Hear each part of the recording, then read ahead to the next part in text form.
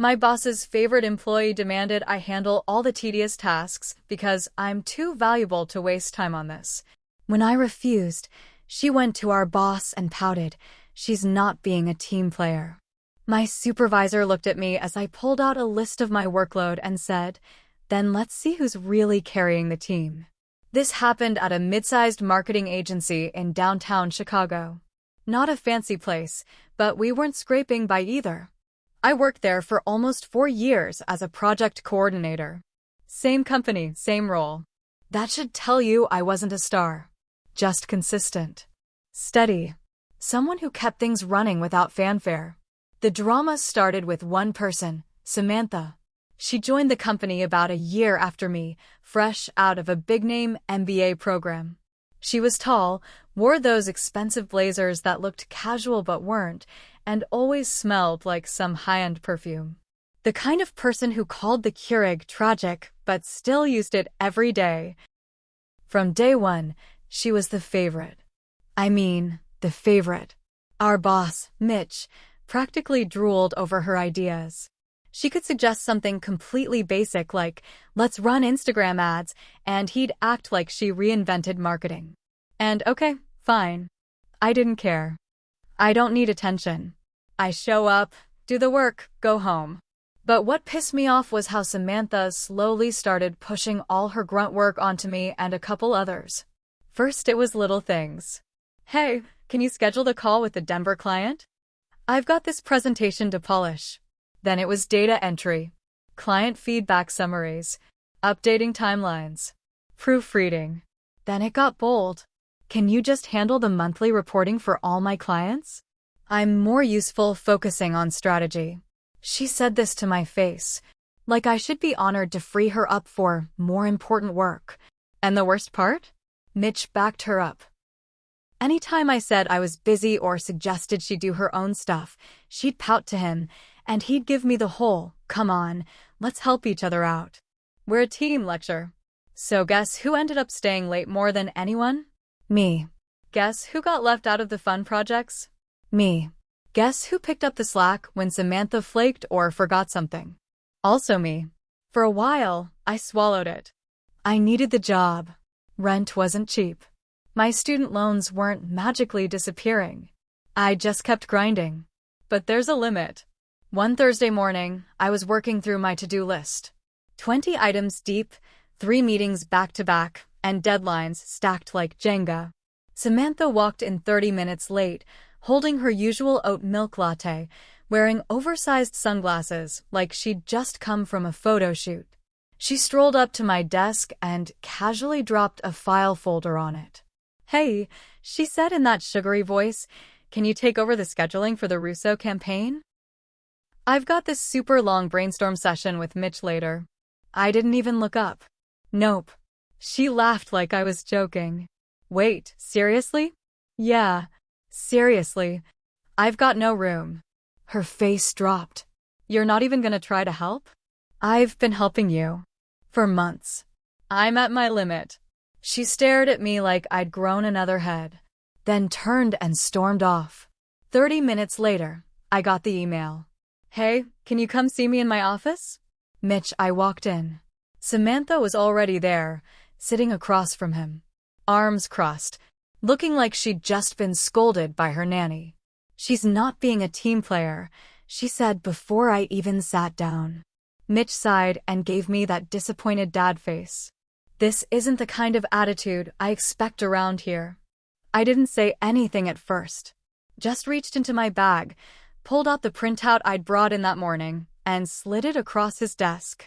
It was my full workload. Detailed. Color-coded. Project names. Clients. Deadlines. Meetings.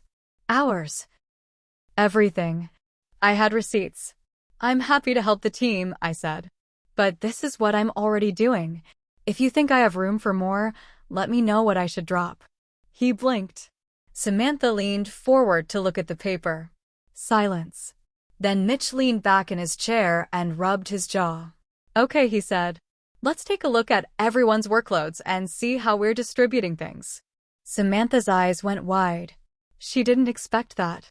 She thought I'd just get scolded and go back to eating her scraps. I walked out of that office without another word. And then, things started changing. Quietly, but noticeably. Suddenly, I wasn't getting Samantha's leftovers. Tasks she used to throw at me were being reassigned. She had to start doing her own client reports, her own timelines, her own follow-ups. You know, like the rest of us. She wasn't happy. She made a big show of sighing dramatically every time she had to sit down and do admin work. She complained in meetings. Said she was being held back. Even implied I had sabotaged her by not supporting the team. But nobody was buying it anymore. The truth was out. And then something happened that really flipped the switch. Mitch quietly asked a few of us to track our weekly hours, just to get a sense of efficiency. I saw it for what it was, damage control. But I was more than happy to comply. I logged everything, down to the minute. When the time tracking results came back, guess who was logging the most productive hours in the department? Yeah, not Samantha. And guess who started getting looped in on high-profile projects after that? Yeah, me. So, after the workload audit and the hours tracking, things were quiet. For maybe 3 weeks. Samantha still acted like she ran the place, but you could tell the energy had shifted. She wasn't untouchable anymore. Mitch didn't rush to defend her. People weren't jumping to help her with stuff. She was just normal now. Another coworker. And she hated it. She started showing up earlier. Wore more, business outfits. Tried to take over meetings by talking louder, faster. She even changed how she wrote emails, added big words that didn't really fit. Like saying synergize when she meant call someone. I thought she was just spiraling a little. I didn't expect her next move. It was a Thursday. Late afternoon. Everyone was tired. I was catching up on emails when I got a Slack ping from Mitch. Need to chat. Now, I walked into his office. He didn't say anything, just pointed at his computer. It was an email. Subject, concerns about my name, conduct. It was from Samantha. She accused me of creating a toxic work environment. Said I was spiteful, dismissive, and constantly undermining her authority. Claimed I'd made her fear for her job security. Even said I was colluding with others to freeze her out. I almost laughed, but Mitch wasn't smiling. This is serious, he said. I told him flat out, she's retaliating. I refused to do her work, and now she's trying to turn it into something else. He didn't say much, just nodded slowly and told me he'd look into it. I left his office shaking, not from fear or rage. I had done nothing but keep my head down and work. And now I was being painted as some manipulative villain? But it didn't stop there. The next day, 2 people from HR showed up. Not the usual ones. These were from the corporate office in New York. I knew what that meant. Samantha had escalated it. She was gunning for me. I was called into a meeting room. They sat me down and asked me everything. My relationship with Samantha, any past issues, how I handled task distribution. They asked if I ever made her feel excluded. I gave them the truth. I didn't sugarcoat it. She wanted me to carry her work. I said no. Now she's angry. That's all this is. They nodded, wrote stuff down. I gave them my project list again.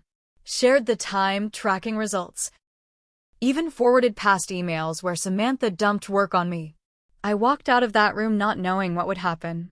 I went home that night and seriously considered updating my resume. But then something wild happened. Over the next week, people from the team started coming to me quietly. One by one. They said they'd been contacted by HR. And they all told the same story, that Samantha offloaded her work, took credit for others' ideas, and acted like she was above the rest of us. One coworker showed me a screenshot of a Slack message where Samantha said, "Let my name do it. She's basically my admin anyway." I almost cried. Not because of the insult, but because people were finally seeing it. Then came the final twist. The HR team scheduled a follow-up. But not with me. With everyone. They invited the entire department into a team feedback session. We didn't know what to expect. We thought it'd be some corporate workshop nonsense. Instead, they projected a slide on the screen. It had anonymous quotes. Things like, "She weaponizes charm to avoid responsibility. When Samantha makes a mistake, someone else gets blamed.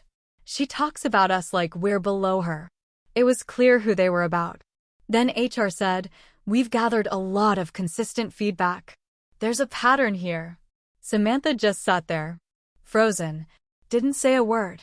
She looked like she wanted the floor to swallow her. And Mitch? He didn't defend her this time. He looked tired. After that meeting, she stopped coming in for a few days. No one said anything, but the rumor was she'd been asked to take a few days off to reflect. But the fallout wasn't over.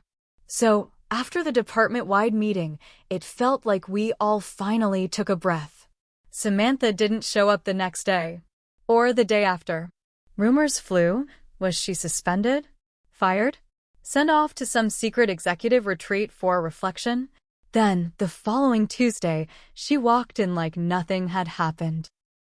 Hair freshly done, makeup flawless, heels clicking down the hallway like a war drum. And she brought donuts. Yeah, donuts. She went from desk to desk, smiling like a pageant queen, handing them out and saying, "Just wanted to spread some positivity today." Nobody touched them. Everyone was polite, but cold. No smiles back. No chit-chat. It was like the whole office was holding its breath, waiting for the next explosion. And they didn't have to wait long. That Friday, we got a department-wide email. Subject: Strategic restructure of project assignments. It was from Mitch, but we all knew who was behind it.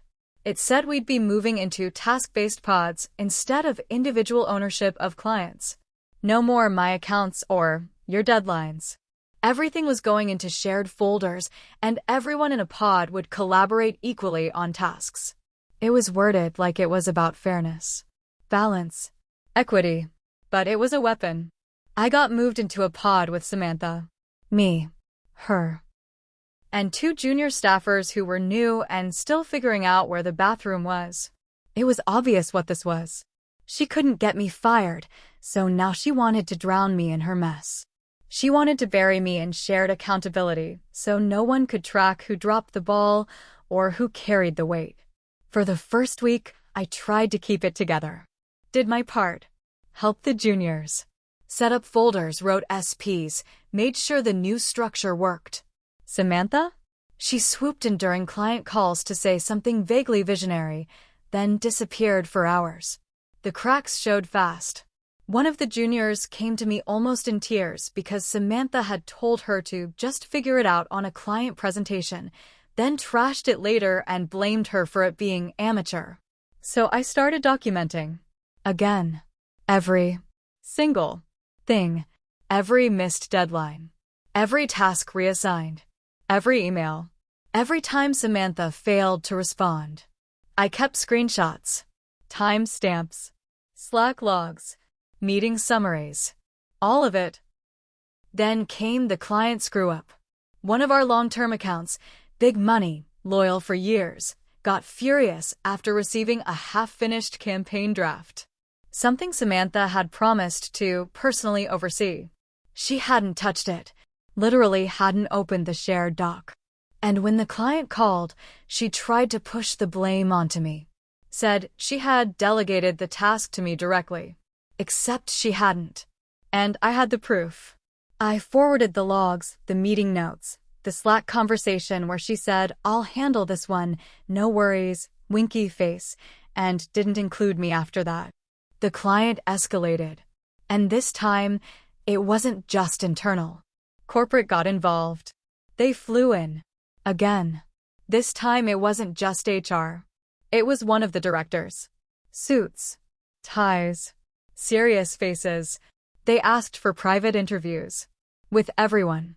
And then the real twist hit. Turns out, this wasn't Samantha's first office issue. Corporate had a file. From her last location, before she transferred to us.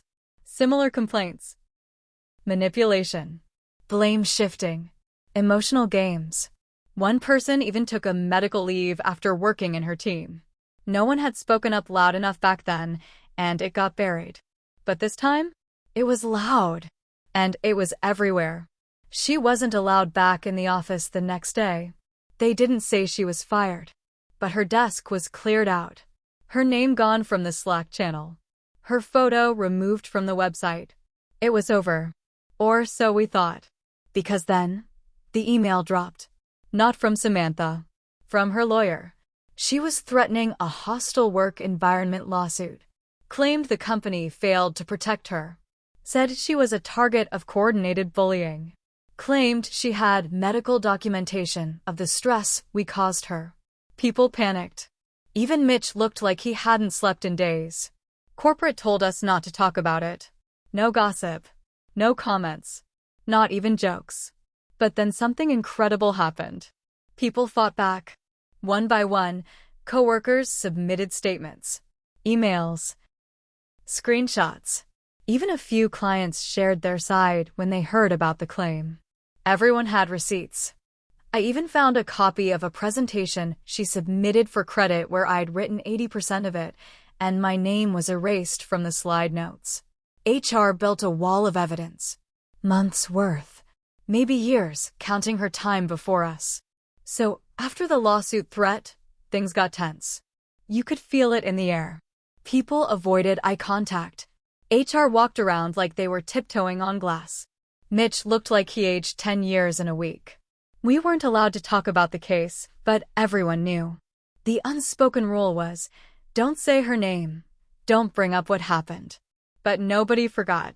Then, 2 weeks later, something dropped that flipped everything.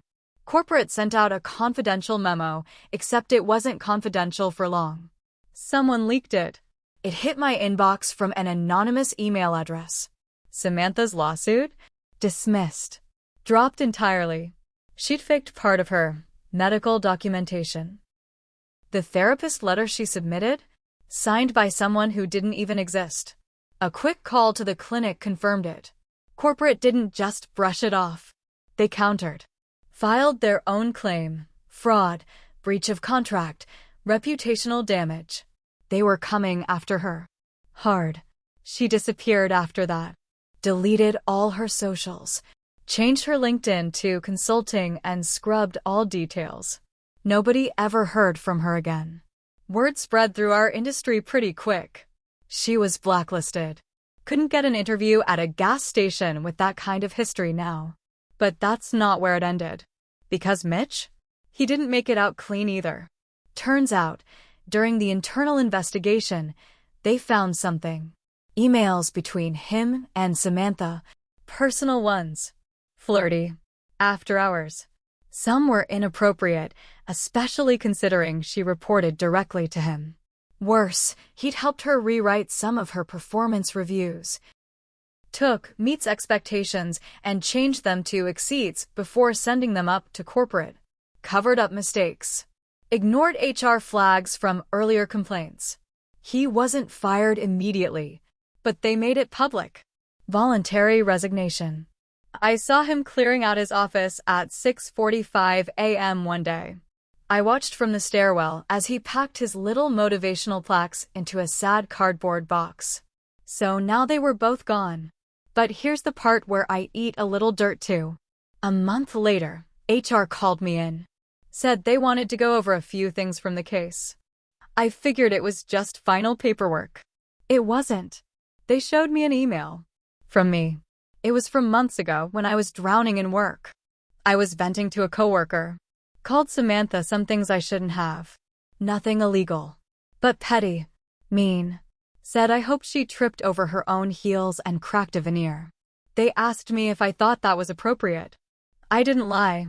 I said no. I told them I was burned out, pissed off, exhausted. That I shouldn't have said it. But I did. They didn't punish me. But they gave me a written warning. Said if anything like that happened again, there'd be consequences. I deserved that. I wasn't perfect. I let her get to me. I got personal when I should have stayed professional. But I didn't lose my job. I didn't lie or throw anyone under the bus or fake paperwork. I didn't climb on anyone else's back to get ahead. 3 months later, I got promoted. New title, better pay. I now lead one of the task pods, the same structure Samantha tried to weaponize. The junior staffers from before? They're thriving. One even got nominated for a company award. The office is quieter now. Less stress. Less drama. The vibe? Way better. Sometimes I still think about Samantha. I wonder if she regrets it. Not just getting caught, but all of it. The lying. The manipulation. The way she treated people like tools. Maybe she does. Maybe she doesn't. But I do know one thing. When you make a career out of climbing on others to get higher, you better pray the ladder holds. Because when it snaps, you fall hard. And no one's waiting to catch you.